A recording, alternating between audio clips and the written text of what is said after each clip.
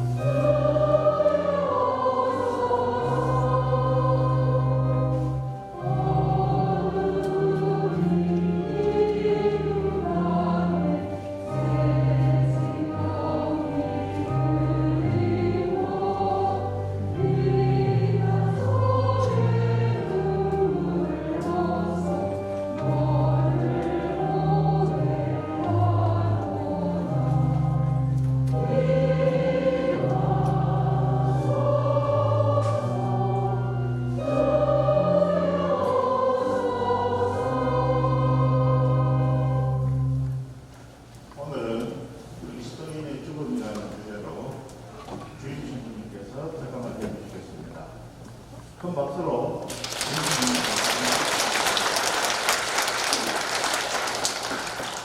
참 예수님, 어느덧 오늘 대림 특강 마지막 날이 되었습니다.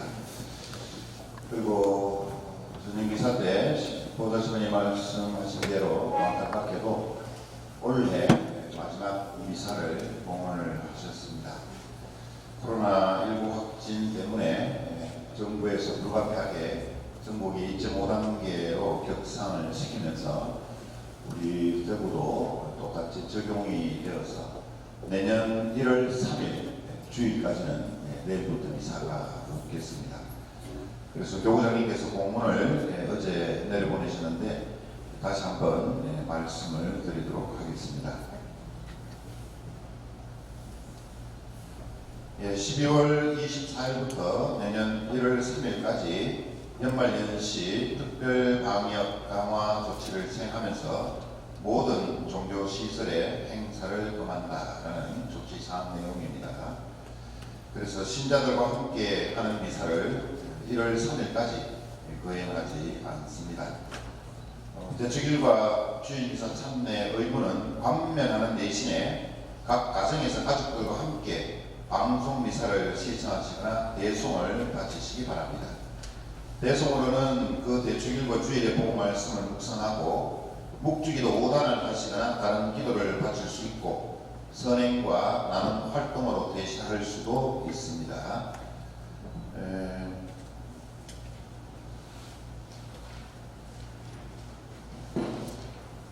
방송 미사에 대해서 안내를 드리면 12월 24일 주님 성탄 대축일 밤미사는 교구장님께서 집전하시고 저녁 8시에 교구 홈페이지와 유튜브를 통해서 생중계로 시청하실 수 있겠습니다. 12월 25일 주님 성탄 대축일 남미사는 오전 10시 30분에 보좌주교님이 집전하시고 이 또한 마찬가지로 교구 홈페이지와 유튜브를 통해서 가능하시겠습니다. 시청이. 그리고 12월 27일은 예수 마리아 요셉의 성가정 축일 미사인데 교구장님께서 집전하시고 평화방송을 통해서 교구 홈페이지와 유튜브를 통해서 시청하실 수 있는데 오전 6시, 12시, 오후 6시, 저녁 9시 이렇게 미사가 4대가 있습니다. 1월 1일 날은 교구장님께서 직접 집전하시는 미사가 있고 1월 3일 주님 공연 대축일도 총대리 보좌주교님이 집전하시고 마찬가지로 교구 홈페이지와 유튜브를 통해서 시청 가능하십니다. 여하튼 교구 홈페이지와 유튜브를 통해서 그때 시간도 확인하시고 시청하시면 될 것 같고요. 모든 행사 활동을 중단해야 되고 또 5인 이상의 사적 모임 금지 규정에 적극 동참해달라는 교구장님의 당부 말씀이 있었습니다. 이게 어제 도착한 교구의 이번 2.5단계 격상에 대한 공문의 핵심 내용을 제가 설명을 해드렸습니다. 그리고 이참에 그 교장님의 올해 사목교서의 주제이고 내용이기도 합니다만 성경 말씀 한 번도 처음부터 끝까지 읽어보지 않으신 분, 또 써보지도 못하신 분들을 위해서 전체 내용을 다 읽으라고 그렇게 되어 있지는 않습니다. 주요 골자 내용을 읽고 그 중에서 마음에 와닿는 비전을 쓸 수 있도록 교구에서 인쇄물로 매주마다 보급이 됩니다. 그래서 본당에서 예산을 들여서 원하시는 분에게 무료로 그렇게 자료집을 제공하고자 사무총회에서 결정을 했고, 또 공지를 통해서 말씀을 드렸는데 오늘까지 174분 정도가 신청을 하셨어요. 그래서 마감은 됐습니다만 혹시라도 추후에 또 늦게 신청하신 분들을 고려해서 제가 200명분을 신청을 했습니다. 그래서 한 30명 정도 아직 여분이 있으니까 오늘 강의 후에 혹시라도 그렇게 성경 말씀 이번 기회에 87주간입니다. 한 1년 6개월 조금 넘죠.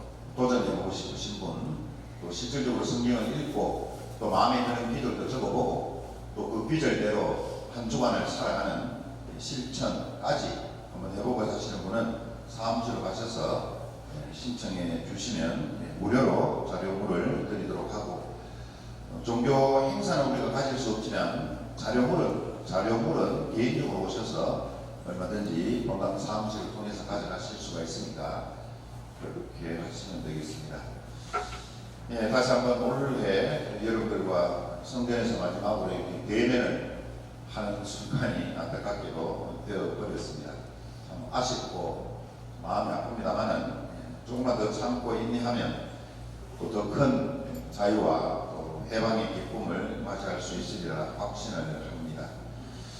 오늘 특강 오신 분들 중에 우리가 정했던 5회 이상 참여하신 분에게는 제가 최근에 쓴 책과 또 안동교구 갈증당, 지난 저희 본당에 성전 건립 때문에 도움을 청하려고 신부님이 오셨죠. 우리가 많이 도와줘서 감사하다고 KF94 마스크 1000장을 주셨어요. 그래서 일회적으로 다 드릴 수가 없어서 오늘 오신 분들에 한해서 한 장씩이라도 무료로 좀 드리고, 또 저희 본당에서 신앙생활 하시다가 본인의 고향인 제주도로 가셔서 그곳에서 신앙생활하고 계신다면 집은 아직 대구에 있어서 가끔씩 저희 본당에 오시기도 합니다만 귀농하셨죠. 교장 선생님으로 정년퇴임 하시고 이영희 로사리아 자매님이 직접 농사지은 귤을 몇 박스 보내주시는데 많이는 제가 못 드리겠고 개수를 헤아려 보고 오늘 오신 인원을 대충 계산해 보니까 한 4개씩은 드릴 수 있겠더라고요. 얼굴은 못생기는데 귤이 보니까 맛은 최고입니다. 그것도 봉지에 다 담았습니다. 여성위원회 봉사자님들이. 그것도 좀 4개씩 드리고, 또 본래 성탄 때 전야미사, 밤미사 마친 후에는 떡을 드리고 25일 봄날은 제과점에서 만든 특제 파이를 드리려고 했는데, 그리고 24일날 밤미사는 또 제가 개인적으로 준비한 선물을 드리려고 했는데 여건이 허락지 않아서 제가 준비한 선물은 썩지 않는 선물이기 때문에 없어지는 것이 아니고 언제든지 다시 미사를 하게 될 때 우리 모든 신자분들에게 드리려고 준비를 하겠습니다. 그래서 오늘 오신 분에 한해서는 5회 이상 참석하시는 분은 제 책을 선물로 받으시고, 또 5회 이상 참석하셨던 안 하셨던 관계없이 귤과 또 마스크 그리고 제과점에서 만든 특색 파이, 이 파이는 뭐 드셔보신 분들은 아시겠지만 사실 단가는 바깥에 일반 제과점에서는 한 6,000원 정도 합니다. 그래서 또 아시는 지인이고 해서 가격을 조금 저희들이 좋은 데 쓴다 해서 낮추어서 주문을 하기로 했습니다만 여러분들 오늘 오신 분들에게 파이도 선물로 드립니다. 그 나머지 떡이나 또 파이가 아무래도 남는 것은 우리 가까이 있는 우리 교구의 시부님이 원장으로 계신 SOS 어린이 마을, 그곳에 우리가 성탄 때 교구들에게 드리려고 했던 음식이잖아요. 떡이나 파이나 올해 보관할 수가 없기 때문에 그래서 그곳에 드리려고 준비를 하고 있습니다. 근데 어제 제가 원장 스님한테 전화해서 제가 그렇게 됐다라고 선물로 드리겠다니까 얼마나 좋아하는지 정말 성탄 선물 받았다고 그렇게 기쁘게 환호하셨고, 지난번에 태왕건설회사에서 제 출신 본당 후배이기는 합니다만은 그 회장님이 또 쌀을 주셨고 또 우리 교우분들이 또 쌀을 판매를 해 주셔서 그 수익금으로 일일이 제가 설명을 하지 않겠습니다만 또 그분들도 자존심이 있어가지고 시골 본당에 모본당에 열차크 기계 200만 원 넘죠. 우리 본당에 쓰고 있는 그곳에 예산으로는 도저히 살 수가 없어요. 그래서 그것도 선물을 드렸고 또 우리 교구에서 운영하고 있는 자연학교 거기에도 도움을 줬고, 또 지난번 보좌 신부님으로 있었던 김주연 알베르토 신부님이 지금 교구 청소년국에 일을 하고 있습니다.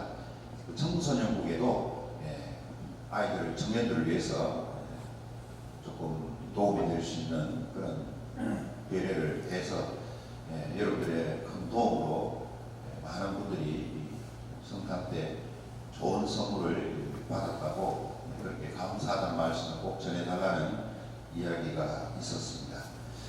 먼저 이 말씀을 드리고 오늘 강의에 임하려고 합니다. 어제도 제가 강의하면서 웃을 일이 없어서 제가 참 억지로 웃겨드리려고 인터넷 찾아보고 해서 전하는 이야기가 있는데 몇 가지 더 소개해드리고 오늘 본 주제에 대해서 말씀을 드리려고 합니다. 웃기는 이야기가 있기 전에 글쎄요, 다 서로의 생각의 차이죠.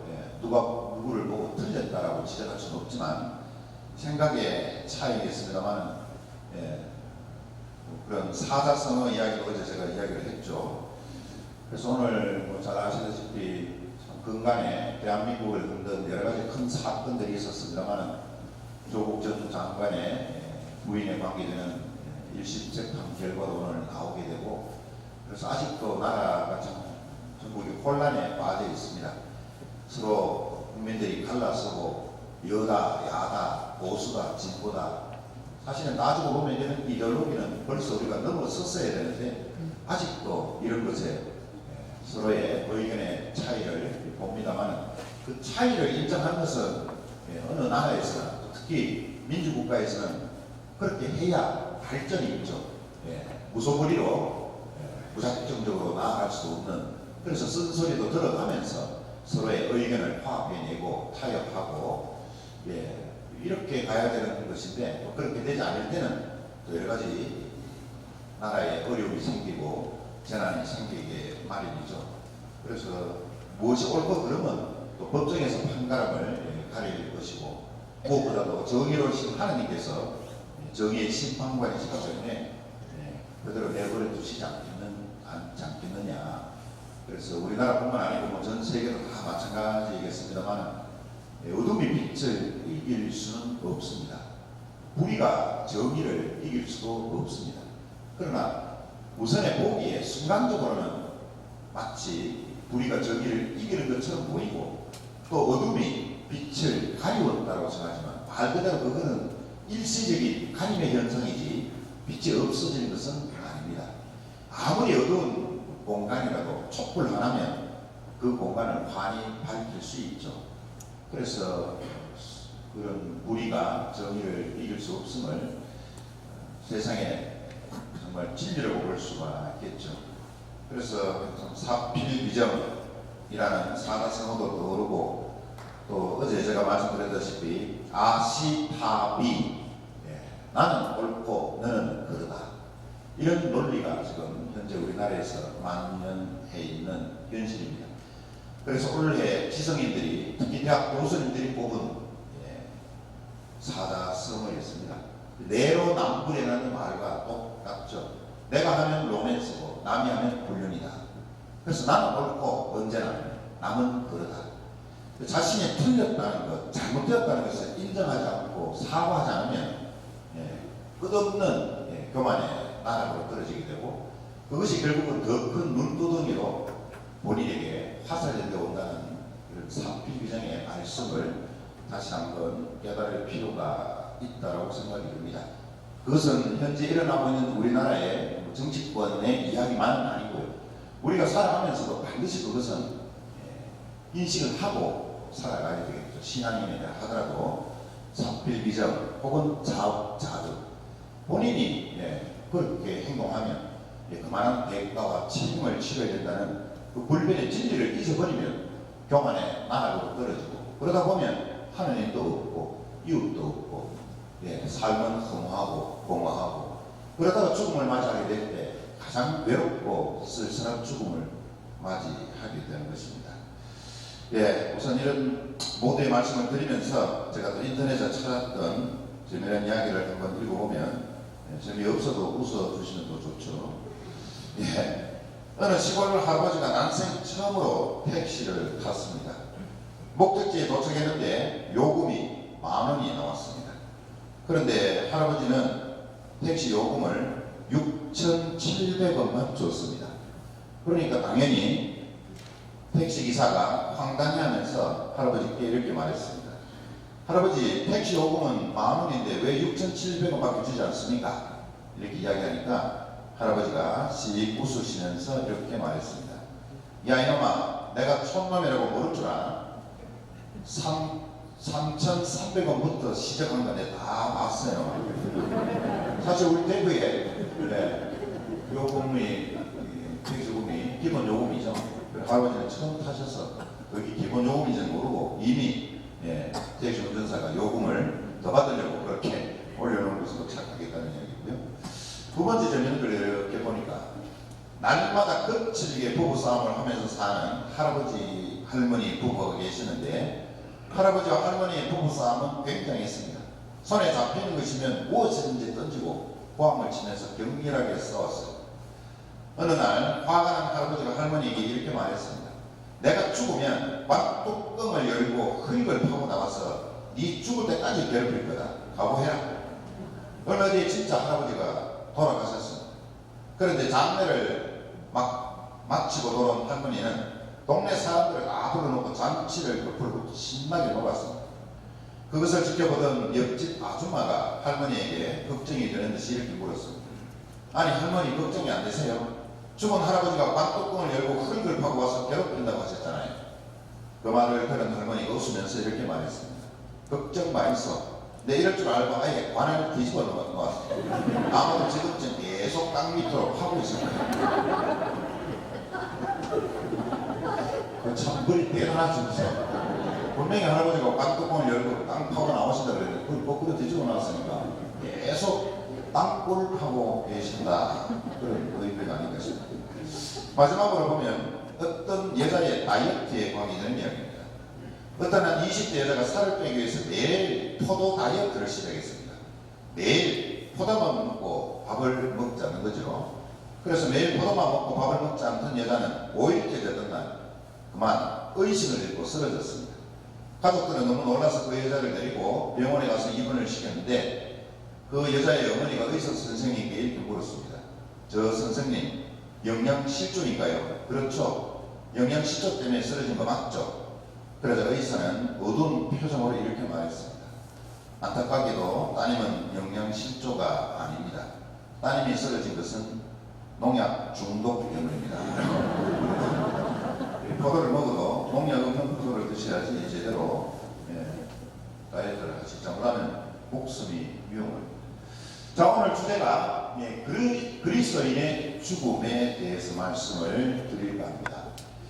근데 죽음이라는 단어만 들어도 사실 인간이기 때문에 겁도 나고 또 삶의 허무도 느낄 수 있는 단어고 또 언젠가는 맞이하게 되겠지만 나는 아직은 아닐 거라는 그런 막연함을 또 가질 수도 있고 그러면서도 죽음에 대해서 생각하면 좀 서글프기도 하고 한편으로는 화석에 살고 싶은 마음보다는 이왕 이렇게 살아있는 거 죽지 않고 살 수는 없을까 그런 생각을 하는 것이 인간 본연의 본능이라고 생각이 듭니다. 그러나 이것은 자연의 이치죠. 봄이 오면 여름이 오고, 여름이 또 오고 가면 가을이 오고, 또 가을이 지나면 겨울이 오고, 사계절의 변화가 찾아오듯이 우리 인생도 태어나고 죽는 것, 이것은 자연의 법칙이고 절대로 이 법칙을 벗어날 수 없는 그런 진리죠. 그런데 단순히 그리스도인의 죽음은 죽음으로서 끝나남이 아니라는 것을 우리는 신앙으로 알고 고백하고 있는 사람들입니다. 그래서 아름답고 행복한 삶의 완성이지 결코 슬퍼하거나 괴로워할 필요도 없습니다. 더군다나 슬퍼하고 괴로워하지 않을 이유는 나만 죽고 딴 사람은 다 사느냐, 저 왼수 같은 남편, 원수 같은 마누라는 살고 나만 죽느냐, 그렇지 않습니다. 평등하게 누구나 똑같이 죽음을 맞이하기 때문에 그렇습니다. 그런 문제를 우리가 좀 더 신앙적으로 한번 깊이 알고 그런 그 알을 삶에서 깨달으면서 살아가신다면 결코 남아있는 삶이 우울하거나 공허하지 않다는 것을 깨닫게 되시리라 생각이 듭니다. 죽음이란 무엇인가? 여기에 대해서 한 번쯤은 다 고민해 보셨으리라 생각이 듭니다. 옛날에 왜 초등학생 때, 중학생 때도 그런 노래를 불렀나요? 졸업식 때 부른 노래 혹시 기억나십니까? 졸업 안 하셨어요? 맞아요. 빛나는 졸업장을 다신 언니께, 또 뭐죠? 꽃다마를 한 다마를 선사합니다. 한 알, 한 알입니다. 한 다발이죠. 죽음은 삶의 졸업입니다. 졸업은 축하를 받지 누가 욕을 합니까? 졸업하면 다들 고생했다, 열심히 공부했구나 칭찬받는 것이 졸업이죠. 삶의 졸업은 바로 죽음입니다. 그렇기 때문에 이것은 하느님으로부터 은근히 칭찬을 받아야 될 일이죠. 그런데 학생이라는 말을 우리가 쓰잖아요. 학생이 이제 학교를 졸업하면 졸업을 하잖아요. 학생이 무슨 뜻이에요? 한자어 생각하면 그 뜻을 알 수 있습니다. 평소에 학생 그러면 별로 생각을 안 해보셨을 거예요. 학생, 삶을 배우는 것, 그게 학생입니다. 학교에 왜 가느냐? 공부하러 간다. 그렇게 이야기하면 틀립니다. 엄격하게 말해서 삶을 배우기 위해서 학교에 가는 것이 학생입니다. 학교 학생이죠. 그래서 학생들 중에는 부지런히 공부하고 성실한 학생이 있어서 졸업하기도 전에 선생님으로부터 칭찬과 교장 선생님으로부터 여러 가지 상도 받고, 그리고 마지막에 졸업할 때는 최우수 성적으로 졸업하는 학생은 엄청난 칭찬과 상을 받게 됩니다. 반대로 공부도 게을러서 하지 않고 숙제도 제대로 하지 않고 시험도 엉망으로 치는 이런 학생은 늘 부종 듣고, 또 졸업을 해도 뭔가 찜찜합니다. 왜? 앞날이 밝지가 않죠. 좋은 학교에 진학도 못하고.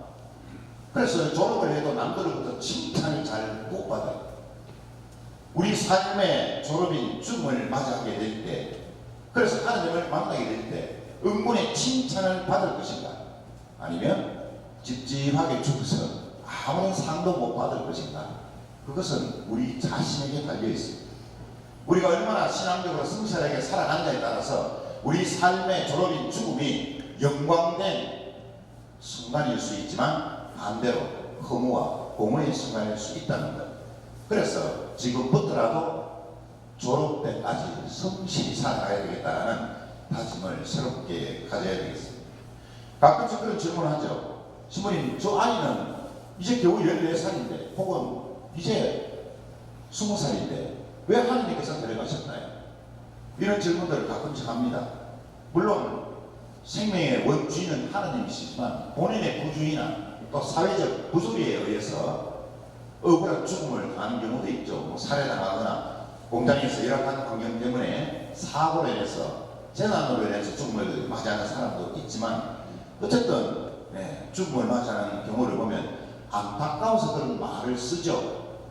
그러나 요즘에 아시다시피 졸업도 조기 졸업이라는 게 있습니다. 영재들은 초등학교 한 4학년쯤 되면 중고등학교 과정에 대해서 훤히 꿰뚫어 봅니다. 그럼 이 아이는 초등학교에 머물지 않고 고등학교 입학합니다. 고1 때 벌써 학문적으로 머리가 휘어서 대학에 들어가기도 합니다. 조기 졸업자는 뛰어난 능력을 가진 사람들이죠. 그래서 어릴 때 어떤 이유로든 죽음을 맞이하게 되거나 이런 사람들을 보면 안타깝긴 하지만 한편으로 보면 조기 졸업자이기 때문에 더 큰 영광을 누릴 수도 있습니다. 우리들의 순교자들이 바로 조기 졸업자들이죠. 스스로 목숨을 바치고 조기 졸업하신 분들이에요. 근데 저도 마찬가지입니다. 후배들의 죽음을 보면 이제는 선배 신부님들도 많이 돌아가시지만 아직은 내가 졸업할 능력이 안 되는구나 그런 생각도 이제는 후배들 죽음 보면 그런 생각이 언뜻 듭니다. 그렇다고 제가 애써 조기 졸업하려고 노력을 하지 않습니다. 굳이. 그러나 남들만큼은 해야 되겠다.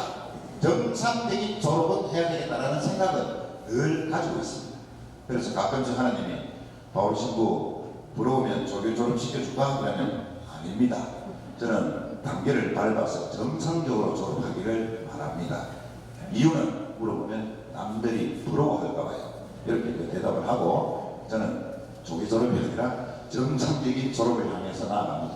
여러분들도 그런 마음으로 죽음을 공포스럽고 또 혐오스러운 그런 단어로 받아들이지 마시고 친근하게 졸업이라는 생각으로 내 삶의 졸업. 그래서 하나님을 만나 뵙게 될 때 졸업장을 받는다. 응분의 칭찬을 듣는다. 이런 마음으로 성실하게 살아가시면 좋겠습니다. 어쨌든 죽음이라는 것은 옛말에 생자 pit별이요 회자 정이라는 말이 있습니다. 무슨 뜻이에요? 살아있는 사람은 반드시 죽을 것이고 만나는 사람도 반드시 헤어질 것이라는 뜻입니다. 이것은 과거에 우리 선조들이 쓴 말이지만 결국은 인생의 허무함과 무상함을 드러낸 말이라고 볼 수 있습니다. 정말 죽음은 과연 모든 것이 끝나는 순간인가? 살아있는 사람들과의 관계의 단절은 맞지만 과연 그것이 말 그대로 the end, 완전히 끝나는 것인가? end, end가 있지만 and도 있습니다. 그래서 과연 이것이 새로운 시작인가? 아니면 말 그대로 마침표, 완전히 끝나는 것인가? 또 나가서 이런 고민도 하죠. 죽음은 모든 이들과의 영원한 이별입니다. 이런 문제가 오히려 더 죽음에 대한 쓸쓸함을 느끼게 하는 원인이 아닙니까? 내가 사랑하는 사람, 내가 좋아하는 친구들, 나를 인정해주고 나를 아껴준 사람들과의 이별, 이것은 참으로 죽음에 대한 허무감을 느끼게 만들죠. 그래서 우리는 죽음을 피할 수는 없을까? 혼자만 살겠다는 게 아니고 나와 알고 지내는 모든 사람들과 영원히 살 수는 없을까? 그래서 제가 어느 강의에 가면 그런 질문을 합니다. 여러분 영원히 살고 싶죠? 예, 그렇죠. 영원히 살 수 있는 방법 가르쳐 드릴게요. 뭔데요? 죽어야 됩니다. 이거는 불변의 진리입니다. 영원히 사는 법 딱 한 가지밖에 없습니다. 죽어야 영원히 산다. 세상에 그런 게 어디 있습니까? 있지요. 어디에? 예수님이 보여주셨잖아요. 예수님이 안 돌아가시고 십자가에 못 박혀 안 죽으시고 그냥 영원히 사셨으면 어쩌면 우리에게도 그러한 문을 열어주셨을 겁니다. 그러나 예수님께서는 와라, 내가 죽고 산 만에 부활할 것이다. 그 약속을 분명히 지키셨고 더 큰 약속까지도 해주셨죠. 내가 죽어서 영원한 삶을 사는 부활을 했듯이 너희들에게도 부활의 영광을 주겠다. 영원한 삶을 주겠다. 이건 돈으로 살 수 없는 그야말로 이런 천금과 같은 이야기며 내가 죽을 때까지 뭔가 노력해서 얻을 수 있는 그런 물질적인 것과는 비교가 안 되는 엄청난 선물입니다. 그래서 예수님께서는 하늘나라의 신비에 대해서 말씀하시면서 구체적으로 말씀을 안 하십니다. 왜? 죽지 않고서는 그 영원히 사는 법을 깨닫지 못하기 때문에. 그러나 단 한 가지, 너희들이 상상하지도 못할 기쁨과 행복을 누리게 되는 것이 하늘나라다. 이것만큼은 내가 보장하겠다라고 분명히 말씀해 주셨어요. 살아서 우리 인간이 생각할 수 있는 영원한 행복, 영원한 기쁨, 아무리 생각해도 죽어서 누리는 그 영원한 행복과 기쁨은 깨닫지 못한다는 뜻입니다. 그래서 예수님께서는 살아있는 사람에게 영원한 행복과 영원한 기쁨에 대해서 아무리 설명을 해도 느낄 수가 없고 몸으로 느낄 수가 없기 때문에 그 약속을 해 주신 것이고, 어쨌든 예수님은 죽어야 산다는 이 불변의 법칙을 당신의 삶을 통해서 증명해 보이셨습니다. 그렇다면 나에게 죽음이란 뭐냐? 죽음의 의미에 대해서 한번 살펴보겠습니다. 라틴어 배경에 호디 미 크라스티비라는 단어가 있습니다. 오늘은 나에게, 내일은 너에게, 이런 뜻입니다. 호디 미, 오늘은 나에게 죽음이 왔지만 크라스티비, 내일은 너에게 죽음이 되도록 할 것이다. 우리 대구 교구청 성경장 묘지 앞에도 이 글귀가 있지만 그것은 교구청에 쓰이는 글귀라고 이야기하면 안 되고, 물론 거기는 그냥 글자를 써서 붙여놨지만 원래는 라틴어 격언에 있습니다. 그래서 죽은 사람들이 우리들에게 경고하는 말입니다. 오늘은 내가 죽음을 맞이했지만 내일은 당신에게 갈 거니까 늘 뛰어 죽음을 준비하면서 살아가십시오 라고 우리들에게 경고하는 말이죠. 엘리자베스 여왕을 비롯해서 한 세기를, 개인적으로는 한 생을, 넓게는 전 세계 역사에서 보면 한 세기를, 어쩌면 지금까지 계속해서 풍미했던 위대한 왕들이 있었고 위대한 정복자들이 있어 왔습니다. 엘리자베스 여왕뿐만 아니고 징기스칸이나 나폴레옹, 히틀러, 뭐 여러 사람들, 우리 역사 안에서 유명세를 떨쳤던 사람들, 그 모든 사람들의 공통점이 뭐냐? 유명했다, 한 세계를, 한 삶을 풍미했다, 그것이 아니고 죽었다는 공통점이 있습니다. 누구든지 다 죽는다는 것입니다. 엘리자베스 여왕도 해가 지지 않는다는 그 대영 제국을 다스리면서 얼마나 호화스러운 삶을 살았습니다. 신발, 보석이 박힌 갖가지 옷들, 만켤레, 만벌이 넘습니다. 옷장에 한 번도 입어보지도 못하고 죽은 그런 여왕입니다. 그런데도 자신의 죽음 앞에서 뭐라고 이야기했습니까? 나를 하루라도 더 살리게 해준다면, 그런 의사가 있다면 그 당시에 돈으로 100만 불을 주겠다. 엄청난 돈을 주겠다. 그리고 내 국가의 일부를 떼어주겠다 라고까지 이야기를 했으나 결국은 죽음을 맞이했습니다.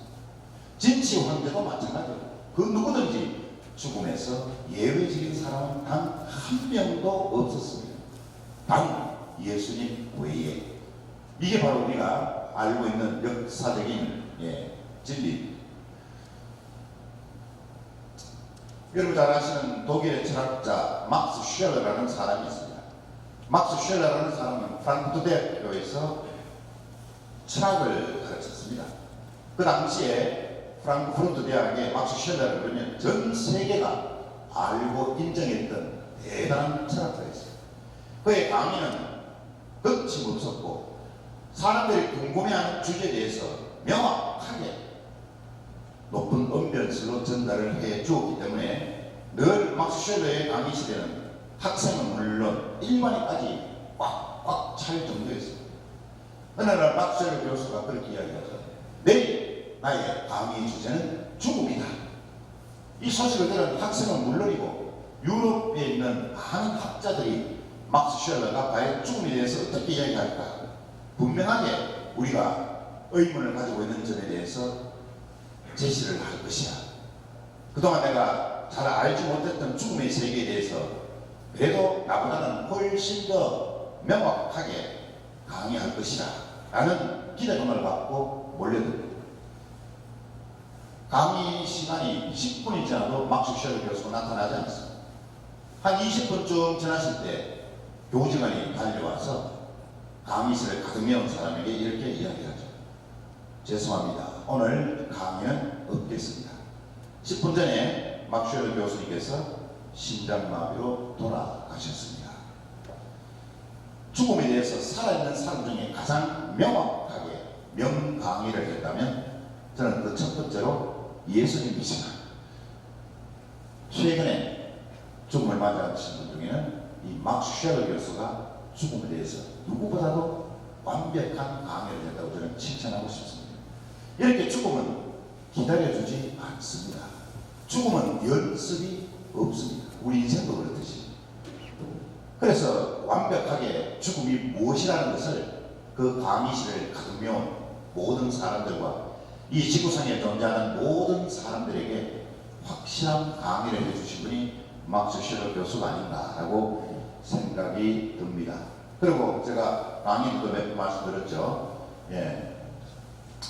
조지 버나드 쇼, 아일랜드의 극작가, 그리고 억만장자였습니다. 이분이. 또 극작가로서 머리가 뛰어나서 노벨 문학상까지 받은 대단한 분이셨죠. 이분이 죽으면서 유언을 남겼고 그 유언대로 자신의 묘비에 본인이 남겼던 유언을 그대로 썼습니다. 그래서 제가 지난번에 말씀드린 대로 직접 제가 미국 가서도 이분의 묘지에 가서 봤죠. 우물쭈물 하다가 내 이럴 줄 알았다. 이렇게 썼어요. 인생을 우물쭈물하게 살지 마라. 남들은 내가 똑똑하게 살았다 그러고 또 한 삶을 그래도 동시대 사람들에게 한 획을 끊는 좋은 글을 남겼다거나 하나 그래도 후회가 많다. 억만장자로서 떵떵거리면서 호화스럽게 풍요롭게 살았다고 이야기하지 마라. 나는 그렇게 살지 않았지만 진짜 미래는 물질적 풍요를 더 누렸느냐 덜 누렸느냐가 아니다. 정말 내가 인생에 꼭 하고 싶었던 일 미루다가 결국은 못하고 죽었다. 그래서 제발 착한 일, 좋은 일은 미루지 마라. 나쁜 일, 악한 일은 계속해서 미루고 가난한 사람들을 위해서 내가 뭘 좀 해야 되겠다. 말만 앞서오지 마라. 돈 좀 더 벌고 형편이 나아지면 하겠다. 웃기는 소리 하지 마라. 죽을 때까지 네 형편은 안 나아진다. 지금 이 순간에 하고 싶은 일 해라. 남에게 피해주고 하나님의 뜻에 반대되는 것이 아니라 특히 착한 일, 선행은 지금 바로 이 순간에 네가 할 수 있는 법에 의해서 행동해야지 나중에 죽고 나면 못한다. 그래서 우물쭈물하다가 내릴 줄 알았다. 예, 이런 이야기들을 우리가 좀 더 자신의 죽음에 비추어서 생각해 봐야 되지 않겠나 해서 나에게 죽음이란 과연 무엇인가를 한번 생각해 봤으면 좋겠습니다. 그리고 제가 정확하게 3년 전에 제가 이번방에 처음 부임해서 사순식의 강의를 하면서 말씀을 드렸죠. 재밌는 내용에서 한 번 더 인용해서 말씀을 드립니다. 인명은 제천이죠, 그죠? 자기가 죽고 싶다고 마음대로 내가 자살해도 살아남는 사람이 있고 살려고 발버둥 쳐도 어떤 불의의 사고로 죽는 사람이 있듯이 인명은 제천입니다. 그래서 제가 중국의 정치가들 예를 들어줬죠. 임호라는 정치는 술은 전혀 하지 못했고 담배는 하루에 3갑씩 피웠습니다. 63세에 죽었습니다. 주은혜라는 정치인 잘 아시죠? 반대로 술은 매일 빼갈 5병씩 먹고 담배는 한 깨피도 안 피웠는데 73세에 죽었습니다. 여러분 잘 아시는 등소평 빼갈 10병씩 먹고 담배 하루에 5갑씩 피웠는데도 94세에 죽었습니다. 장항량이라는 정치인은 매일 술도 먹고 술고래였고 담배도 얼마나 피웠는지 심지어는 애척까지 10명 죽었습니다. 103세에 죽었습니다. 레봉이라는 정치인은 술도 안 마시고 담배도 안 피우고 애척도 없었는데 23살에 죽었습니다. 정말 인명은 제천이다. 예. 물론 뭐 건강을 생각해서 좋은 음식, 좋은 약을 먹으면 예, 좀 더 건강하게 사실 수는 있겠지만 삶과 죽음이라는 극단적인 단어를 딱 들이대보면 사실은 답이 없어요. 인명은 제천이다. 자, 그렇다면 왜 인간에게 죽음이 왔을까?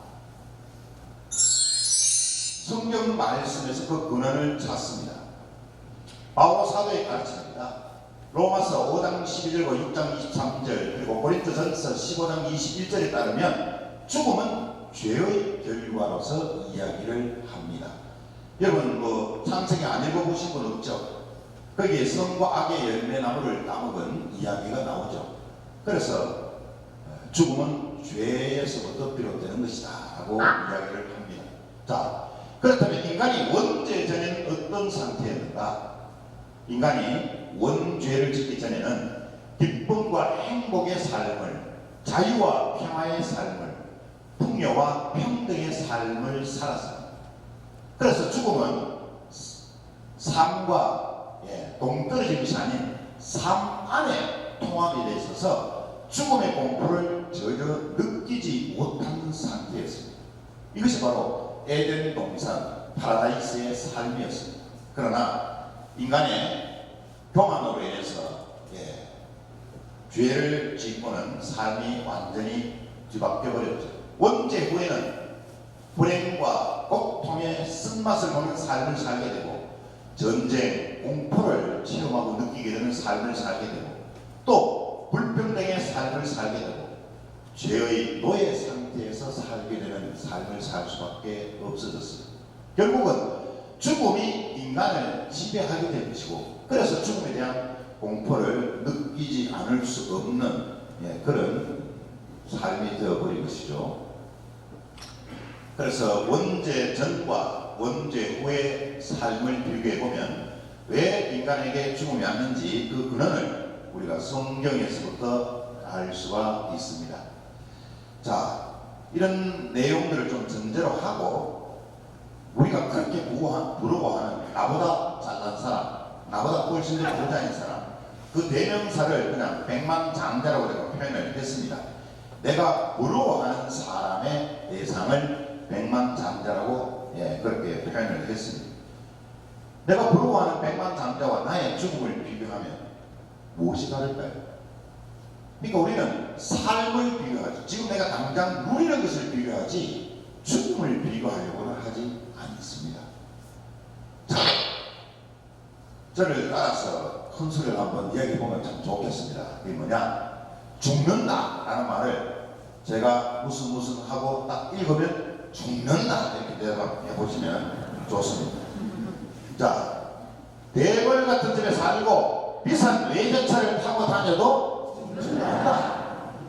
매일 산삼을 먹고 수십억짜리 다이아몬드를 껴도 죽는다.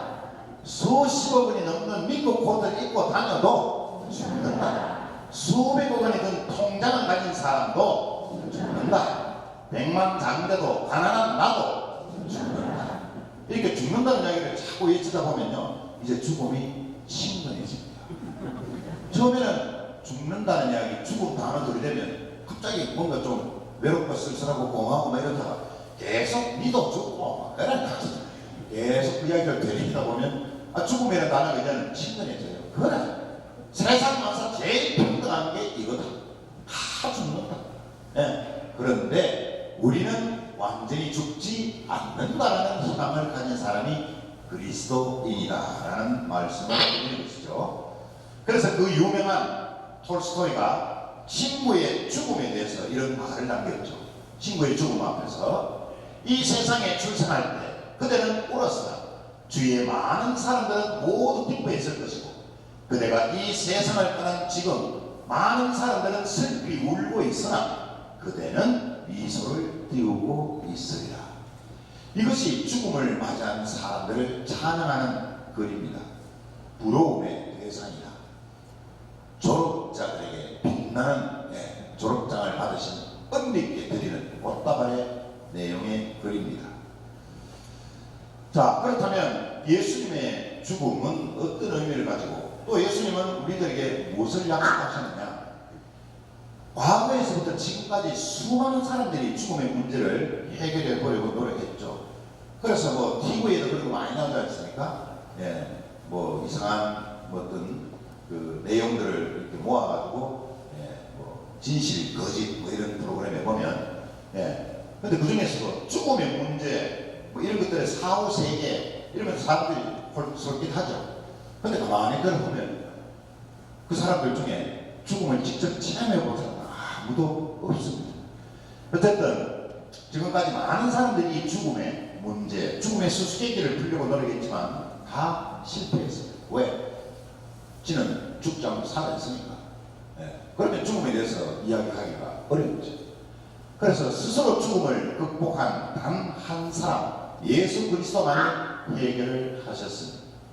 그래서 오직 예수 그리스도만이 죽음의 문제를 해결해 주시고 약속까지 해 주셨습니다. 당신이 선택한 십자가의 죽음은 바로 부활을 해결해 주는 열쇠입니다. 그래서 성경에도 그런 말이 있잖아요. 고통 없이 영광 없고 죽음 없이 부활 없다. 죽어야 영원히 산다. 죽어야 부활한다 하는 것을 우리의 순교자들도 신앙으로 믿고 십자가의 죽음을 선택하신 것입니다.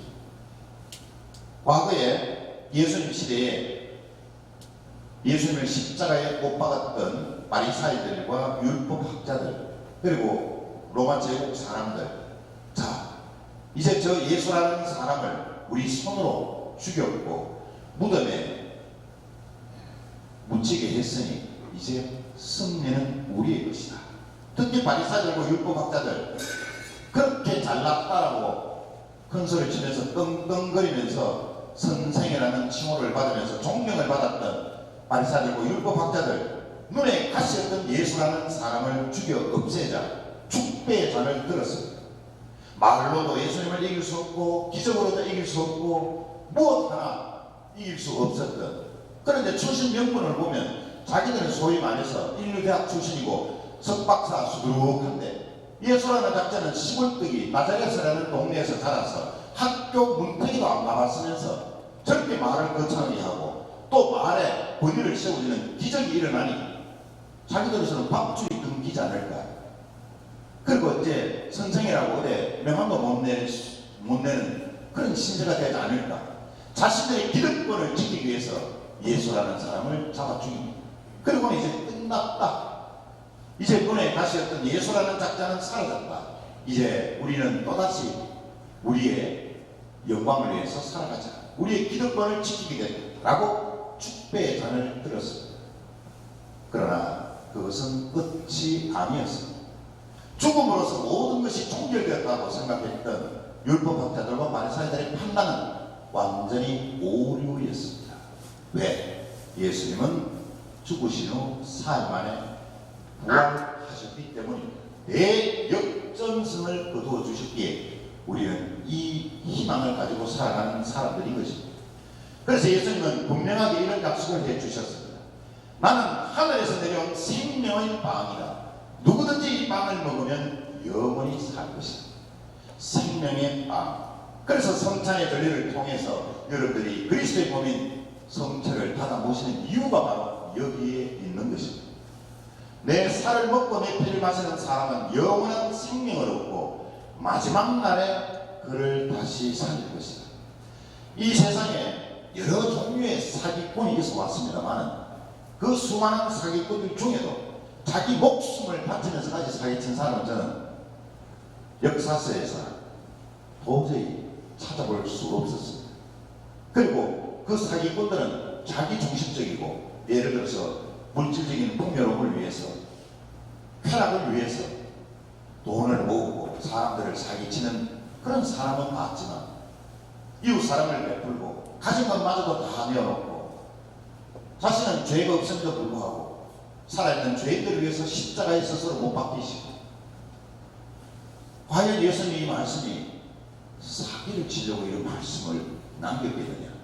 적어도 예수님의 그 짧았던 33년의 인간적 삶을 보더라도 예수님을 사기꾼으로 볼 수는 없지요. 그래서 예수님은 이런 약속을 해주셨고 우리는 그 약속을 믿고 또 이 희망으로 살아가는 사람들입니다. 죽음에 대한 성경의 가르침을 살펴보면 한마디로 죽음은 성경에서 새로운 삶의 시작이라고 분명히 이야기하고 있습니다. 기쁨과 평화의 안식이라고 이야기하고 있습니다. 죄의 노예 상태에서의 완전한 해방이 바로 죽음이라고 이야기합니다. 그리고 본 고향으로 돌아가는 것을 의미합니다. 뭐 여기 앉아 계신 분들 중에 고향 없는 분 없죠? 고향이 어디냐? 저는 서울입니다. 인천입니다. 부산입니다. 저는 전라도와 함께 또 어디입니까? 김천입니다. 군입니다. 의성입니다. 뭐 여러 군데 고향이 있죠. 자기가 태어난 곳이 뿐이죠. 그러나 우리가 죽음을 통해서 완전히 돌아가는 본 고향은 하늘이죠. 그래서 우리는 죽은 사람들을 지칭할 때 뭐 외삼촌 죽었다 이런 말 씁니까? 돌아가셨다. 참 우리말 정겹고 좋은 말이죠. 돌아가셨다. 어디로 돌아갔는데요? 본 고향으로 돌아간다는 이야기. 그래서 저도 11월 2일날 유령이날 때 늘 강론할 때 다른 데서 강론할 때 고향의 봄이라는 노래를 막 틀어주기도 했어요. 왜? 고향은 그립잖아요. 어릴 적 여러분들 태어났던 것 생각하면 얼마나 그리워요. 그러면 우리 영혼의 본 고향은 얼마나 더 정겹겠어요. 그래서 두려움을 가지지 말자. 예수님과 영원한 삶을, 그리고 성경에서 말씀하듯이 너희들이 상상하지도 못할 기쁨과 행복이 충만한 곳이라고 하지 않았어요. 그렇다면 적어도 예수님의 사기꾼이 아니라면 그 말을 믿고 희망하면서 살아가자 라는 뜻입니다. 모든 성인 성녀들 그리고 순교자들의 삶이 바로 그런 것이죠. 여러분 잘 아시죠? 이렇게 살면 제일 좋죠. 9988-123 뭐예요? 네, 99세까지 편하게 살다가 하루 이틀 명 좀 앓다가 사흘 만에 행복하게 가자 그 말이에요. 9988-123 이거 기억하셨다가 정말 건강하게 그러니까 나이는 숫자에 불과하니까 99세까지라도 팔팔하게 살면 좋잖아요. 그리고 자식들에게나 부담감 주지 않기 위해서 하루 이틀 정도 좀 앓다가 유언도 좀 하고 예수님 사흘 만에 부활했듯이 사흘 만에 가버리면 깨끗합니다. 흔적도 없고 서로 고맙습니다. 그렇게 하면 그래서 이런 마음으로 살아가면 좋겠다라는 말씀을 드립니다. 자, 죽음을 우리가 과연 어떻게 받아들일 것인가? 결론부터 말씀드리면 죽음은 자신에게 당면한 가장 현실적인 문제입니다. 죽음은 나와 동떨어진 것이 아니고 가장 내 가까이에 있는 것이 바로 죽음이라는 생각을 가져야 되겠죠. 사실 죽음은 우리 삶의 일부분이죠. 죽음은 내 삶과 동떨어진 것이 아니고 내 삶의 일부분입니다. 보통 우리가 아침에 해가 뜨면 보통 여러분들 일어나서 직장으로 가잖아요. 자영업을 하든 회사를 다니든 또 일을 하지 않는 엄마도 일어나서 남편과 자식들을 위해서 밥을 하잖아요. 아침에 해가 뜨면 그래서 해가 중천이 떴다 그러잖아요. 그럼 아침에 일어나서 일을 합니다. 출근도 하고 회사에서 일도 하고 엄마는 엄마의 역할을 하고 해가 떠 있을 동안에는 열심히 일하고 해가 지면 어떻게 돼요? 집에 들어가야죠. 퇴근하고 요 하루만 보라도 우리 삶을 전부 다 보여주는 겁니다. 해가 떴을 때 내가 태어날 때 해가 떠 있을 때는 내가 살아야 되는 거니까 열심히 일하고 노을이 지면 퇴근해야 되죠. 집으로 돌아와야 되죠. 하나님 아버지의 집으로 돌아가야 되죠. 여러분 생각해 보십시오. 태양이 중천에 있을 때 쳐다봐도 못 봅니다. 눈이 따가워서 너무 눈부셔서. 태양은 어떨 때가 가장 아름답습니까? 노을이 질 때죠. 노을이 질 때 얼마나 아름답습니까? 사진작가들이 떠있는 태양 찍은 사람이 있습니까? 쳐다보지도 못하는데 노을이 지는 태양을 찍습니다. 얼마나 아름답습니까? 그림을 그릴 수가 없어요. 우리의 인생도 노을이 최고입니다. 그래서 늙어가는 것에 대해서 슬퍼할 이유가 없습니다. 햇볕이 쨍쨍 내릴 때는 젊었을 때 아닙니까? 열심히 일했고 지금 연세 드신 분들은 가장 아름답다는 노을의 삶을 삽니다. 그래서 우리는 슬퍼하거나 쓸쓸할 필요가 없어요. 여러분들이 한 생활 그렇게 살아왔었고 다른 성질이 그리고 이제는 노을의 삶을 살고 있다면 거기에서 기쁨과 행복을 찾으셔야지 나와 지는 행복 태양은 원래 떴다가 집니다. 그러나 가장 아름다운 것은 태양이 떴을 때가 아니고 질 때라는 사실을 기억해야 될 것 같습니다. 그리고 죽음은 결코 준비할 수 있는 넉넉한 시간을 주지 않습니다. 늘 준비하면서 살아가야 됩니다. 그래서 호디 미히 그라스리, 오늘은 나에게 죽음이 왔지만 너에게는 죽음이, 내일은 너에게 죽음이 갈 것이다. 그리고 죽음은 새로운 삶의 시작입니다. 하나님 아버지의 품으로 돌아가고 부활의 영광으로 나아가는 관문일 뿐입니다. 죽음은 좀 전에 말씀드린 대로 새벽에 떠올랐던 태양이 노을로 바뀌듯이 죽음은 내 삶의 종착지고 완결이고 완성입니다. 그래서 허무하게 생각할 필요가 없다. 끝으로 예수님의 약속을 다시 한번 기억해야 되고, 예수님이 분명히 우리들에게 남기신 말씀입니다. 나는 부활이요 생명이다. 이 말에 대해서 우리는 전적으로 신뢰하면서 하루하루를 기쁘고 즐겁게 살아간다면, 내가 살아서 예수님의 말씀에 나는 부활이요 생명이다라는 말을 내 삶의 모토로 삼은 것이 얼마나 기뻤던가라는 것을 증명되어지는 날, 그날이 분명히 올 것입니다. 제가 재밌는 글 중에 이런 게 있습니다. 부자와 가난한 사람의 차이를 어떤 사람이 인터넷에 올려놨던데, 부자는 회원권으로 살고 가난한 사람은 회석권으로 산다. 부자는 맨션에서 살고 가난한 사람은 맨손으로 산다. 부자는 사우나에서 땀 빼고 가난한 사람은 사우디아라비아에서 땀 빼고, 부자는 헬스클럽에 다니고 가난한 사람은 헬쑥한 얼굴로 다닌다. 부자는 변기에 앉아서 일 보지만 가난한 사람은 쪼그리고 앉아서 일을 하면서 그 글을 올린 사람이 이렇게 마무리를 했어요. 좀 씁쓸하기는 합니다만 자세히 보면 글자 한두 자의 차이일 뿐입니다. 제 생각에는 오히려 가난한 사람이 더 배짱 편하고 마음 편안한 삶을 삽니다. 이렇게 마무리를 했습니다. 사실 돈으로 약을 살 수는 있어도 건강을 살 수는 없죠. 혹은 돈으로 집을 살 수는 있어도 가정을 살 수는 없습니다. 나아가서 돈으로 권력은 살 수 있어도 행복은 살 수가 없습니다.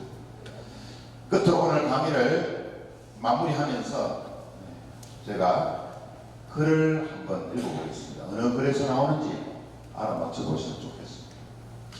내 손에 잡은 것이 많아서 손이 아픕니다.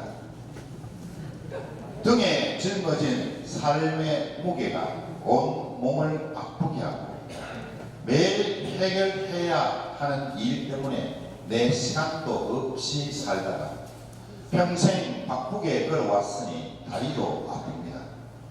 내가 힘들고 외로워질 때 내 얘기를 조금만 들어준다면 어느 날 갑자기 세월의 한복판에 덩그러니 혼자 있진 않겠죠.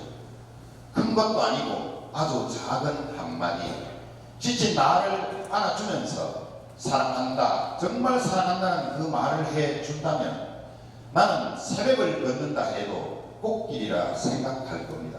사막을. 우린 늙어가는 것이 아니라 조금씩 익어가는 겁니다.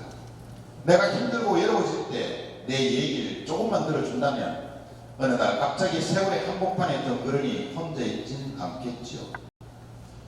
우리는 늙어가는 것이 아니라 조금씩 익어가는 겁니다. 저 높은 곳에 함께 가야 할 사람, 그대 뿐입니다. 어디 나오는 걸까요? 노사의 바람이죠. 이 노래를 마지막으로 여러분들에게 들려주면서 오늘 대사관의 특강을 마치도록 하겠습니다.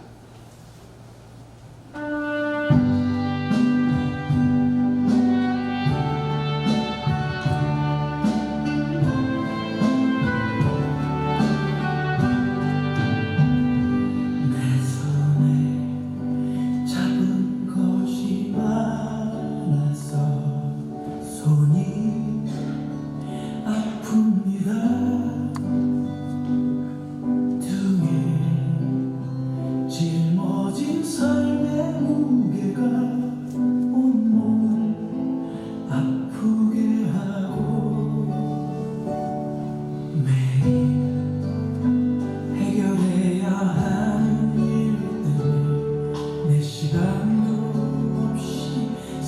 살다가 평생 바쁘게 걸어왔으니 다리도 아픕니다. 내가 힘들고 외로워질 때 내 얘기 조금만 들어준다면 어느 날 갑자기 세월의 한복판에 덩그러니 혼자 있지 않겠죠. 큰 것도 아니고 아주 작은 한마디 지친 나를 안아주면서 사랑한다, 정말 사랑한다는 그 말 해준다면 나는 사막을 걷는다 해도 꽃길이라 생각할 겁니다. 우리 늙어가는 것이 아니라 조금씩 익어가는 겁니다.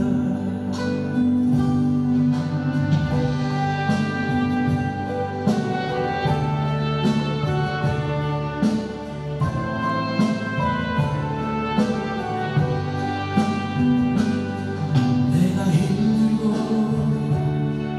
외로워질 때 내 얘기 조금만 들어준다면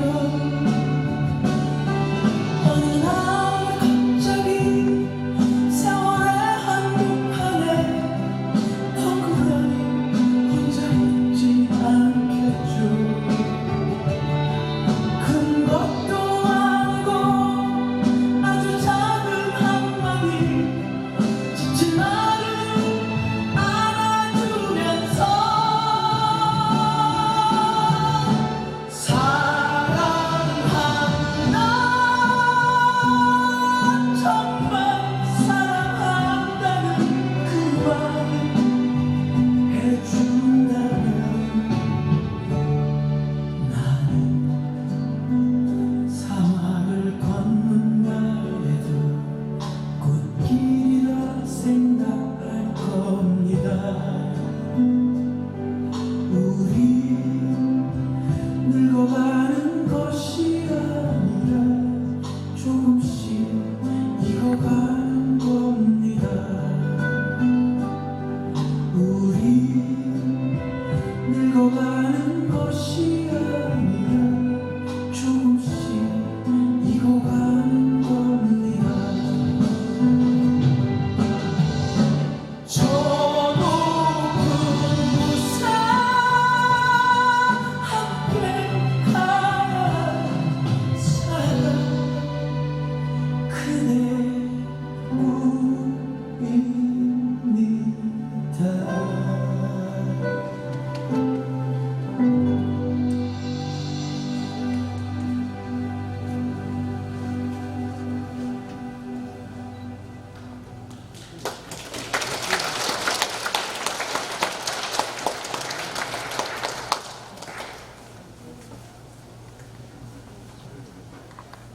코로나 대확산에도 어려운 여건 속에서도 특강을 준비하시고 열성적으로 강의해 주신 주임 신부님께 다시 한번 감사의 말씀.